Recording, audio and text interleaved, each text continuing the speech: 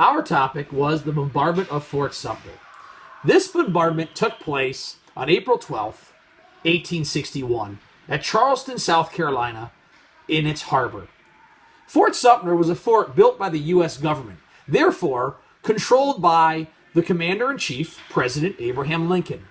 Lincoln told Major Robert Anderson, who was in the fort with his men, to not leave, to not surrender, even though the South wanted the Northern soldiers out of the fort.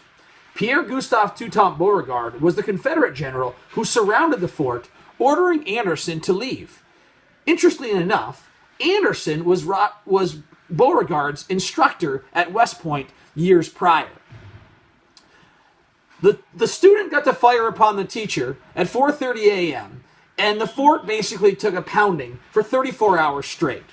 Eventually, Anderson was forced to surrender the fort, even though he put up mild defenses and firing back at Beauregard's positions. Anderson's men were able to leave peacefully with him on a ferry back to the north, where they were treated as heroes. Important about this bombardment was it was the first real violent action from one side to the other. It was not a battle, but a bombardment. But it led to the Civil War, as both sides prepared for war, trained troops, and called on volunteers for what would be a war that was still at that point unknown, but would obviously turn into a horrific event.